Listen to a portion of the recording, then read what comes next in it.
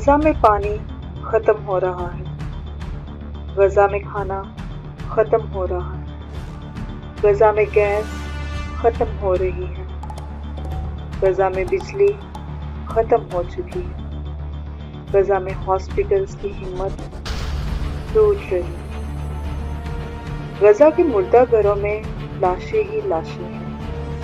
غزہ ایک ایسی جہنم بن چکا ہے جس میں 20 لاکھ سے زیادہ لوگ بے چین، بدحواس اور پریشان ہیں۔ غزہ کے لوگ بھاگنا چاہتے ہیں لیکن آخر بھاگ کر جائیں کہاں؟ ایک طرف سمندر ہے، دوسری طرف اسرائیل اور تیسری طرف ایجپٹ جس نے اپنے بارڈر سختی سے بند کر دیے۔ پینے کے لیے اب سمندر کا نمکین پانی ہے۔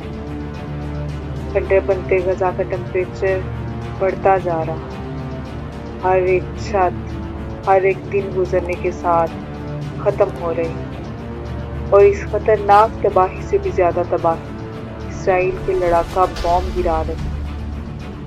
ان سب کے بیچ میں ویسٹ ایشیا کے اندر اسرائیل نے طوفان مچا دیا۔ اسرائیل فورس بہت زیادہ اگریسو موڈ میں آ چکی ہے۔ غزہ پر حملے کے لیے ٹینکوں کے لشکر تیار ہو چکے ہیں۔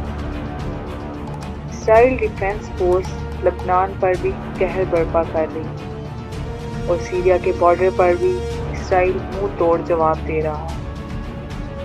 اسرائیل اتنا طاقتور ہو چکا ہے کہ جیسے خبر آئی کہ ایران کے حکام سیریا کا دورہ کرنے والے ہیں، ویسے ہی دمشق کے ہوائی اڈوں پر اسرائیل نے بم گرا کر تباہ کر دیا، جس کا صاف مطلب ہے کہ ایران کے ذریعے ہوائی جہازوں سے کارگو ہتھیار سیریا میں اتر ہی نہ سکے۔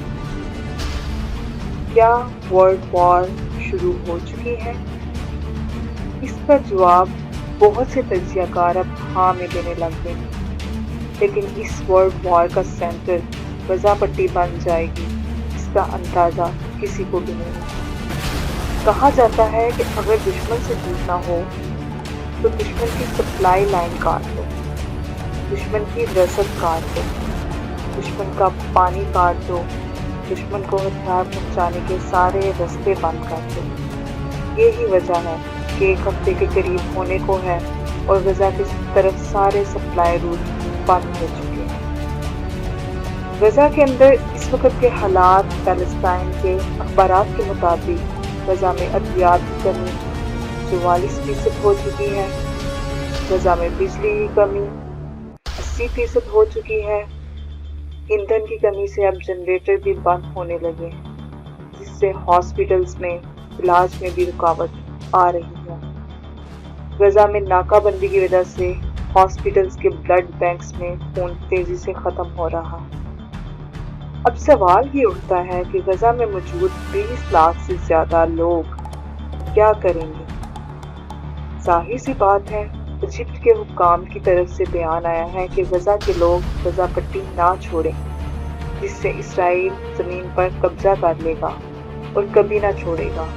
ایسی صورت میں غزہ کے لوگ ادھر رہ کر یا تو ہیومن شیلڈ بنیں گے یا یہ لوگ جنگ کے لیے اٹھ جائیں گے۔ جن عمارتوں کو اسرائیل نے ختم کر کے کھنڈر کر دیا، انہی عمارتوں کے اندر سے حماس کے لوگ گوریلا لشکر شروع کرنے والے ہیں۔ اس کا انجام کیا ہوگا یہ کہنا اتنا آسان بھی نہیں۔ فی الحال صورتحال یہ ہے کہ اسرائیل کی فوج انتظار کرے گی کہ جب تک غزہ کے اندر بجلی، پانی اور کھانے کی کمی سے ادھم نہ مچ جائے۔ حماس کے مجاہدین کو بھوکا ہی مار دینا اسرائیل کی پہلی اسٹریٹجی ہے۔ اس لیے فوجیں غزہ کی بارڈر پر کھڑی ہیں اور تب تک جنگ نہیں شروع کریں گی جب تک انہیں دشمن کی صحیح جانکاری نہ مہیا ہو جائے۔ یہ جنگ آگے چلے گی کیونکہ غزہ کے اندر گھس کر وہاں سرنگوں میں گھسے فلسطینیوں کے جال میں پھنس جانا، اس کا ڈر اسرائیل کو ہے۔ اس لیے اسرائیل ایک ایک قدم پھونک پھونک کر رکھ رہا ہے۔ اسرائیل نے یہ جان لیا ہے کہ لڑائی کٹھن ہے۔ اسرائیل نے اپنی آرمی کی فل اسٹرینتھ بلا لی۔ اسرائیل کی آرمی میں 2 طرح کے گروپ ہیں، ایکٹیو آرمی اور ریزرو آرمی۔ اسرائیل کی آرمی میں 50 سال سے کم عمر کے لوگ ریزرو فورس میں رکھے جاتے ہیں، لیکن اسرائیل نے اپنی 3/4 ریزرو فورس کو بھی بلا لیا، یعنی اسرائیل کی 3,60,000 کی ریزرو آرمی اور اسرائیل کی 1,50,000 کی ایکٹیو آرمی کو ملا کر اسرائیل کل 5,10,000 آرمی بلا چکا۔